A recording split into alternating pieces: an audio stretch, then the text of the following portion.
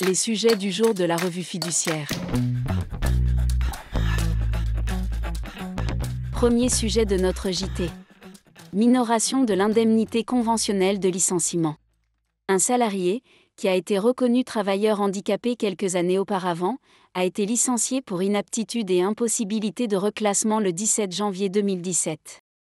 Son employeur lui a versé l'indemnité de licenciement prévue par la Convention collective nationale des ingénieurs et cadres de la métallurgie du 27 avril 1973. Or, l'article 29 de cette convention collective prévoyait une indemnité conventionnelle de licenciement minorée d'un pourcentage, de 5% si l'intéressé était âgé de 61 ans, de 10% s'il était âgé de 62 ans, de 20% s'il était âgé de 63 ans, et de 40% s'il était âgé de 64 ans. Pour autant, l'indemnité conventionnelle de licenciement versée aux salariés ne devait pas être inférieure à l'indemnité légale de licenciement. À noter qu'à l'époque des faits, l'âge de départ à la retraite à taux plein était fixé à 60 ans. Cette disposition était-elle discriminatoire, vis-à-vis de l'âge, comme l'estimait le salarié ? La Cour de cassation rappelle que des différences de traitement en considération de l'âge des salariés sont possibles si elles sont objectivement et raisonnablement justifiées par un but légitime et que les moyens mis en œuvre pour réaliser ce but sont appropriés et nécessaires. Puis elle énonce 3 points sur la minoration de l'indemnité conventionnelle de licenciement en cause. Premièrement, celle-ci ne valait qu'à partir de 61 ans, à un moment où l'âge de départ à la retraite à taux plein était fixé à 60 ans. Deuxièmement, la minoration poursuivait un objectif légitime car elle avait pour finalité d'inciter au départ les salariés ayant atteint l'âge de la retraite afin de favoriser le partage du travail entre les générations et l'insertion des jeunes travailleurs. Troisièmement, cette disposition s'avérait appropriée puisque les salariés, malgré leur âge, bénéficiaient d'une couverture économique qui n'était pas déraisonnable au regard de la finalité recherchée de politique de l'emploi. Et que le mode de calcul n'était et pas manifestement inapproprié pour atteindre cet objectif. Les dispositions conventionnelles prévoyant une minoration de l'indemnité de licenciement en lien avec l'âge et l'accès à la retraite à taux plein étaient donc appropriées et nécessaires. Elles ne constituaient pas une discrimination en raison de l'âge. Deuxième sujet de notre JT. Compte courant d'associés.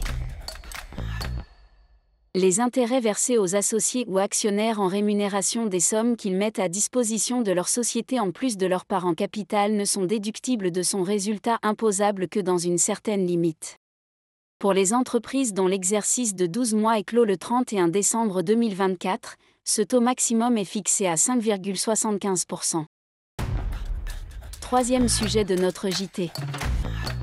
Augmentation des tarifs des annonces légales pour 2025. Les tarifs des annonces légales sont revus à la hausse pour l'année 2025. Cette hausse concerne aussi bien le tarif au caractère que la tarification forfaitaire prévue à titre dérogatoire pour certaines annonces légales.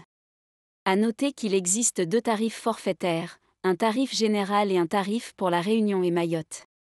Les annonces légales concernées par le tarif forfaitaire sont les suivantes.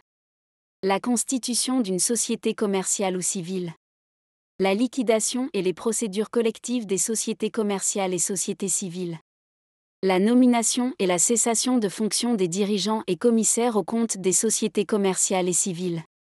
Certaines modifications comme la durée, le transfert du siège social, l'objet social, le capital social, la dénomination sociale des sociétés commerciales et civiles. Les transformations de forme sociale des sociétés commerciales et civiles et des sociétés anonymes en sociétés européennes et vice-versa. Les mouvements d'associés. La création d'un nouveau forfait pour la non-dissolution des SARL et sociétés par action suite à la constatation des capitaux propres devenus inférieurs à la moitié du capital social. Pour les annonces de constitution, le prix varie en fonction de la forme juridique choisie, exemple, 123 € pour une URL et 395 € pour une SA pour tous les départements hors la Réunion et Mayotte.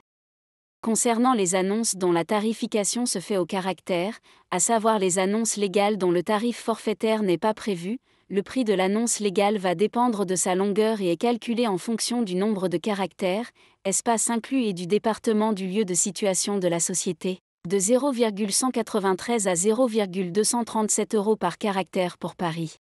L'arrêté apporte également une nouvelle précision. Lorsqu'une entreprise publie une annonce avec plusieurs modifications, c'est le tarif au caractère qui s'applique.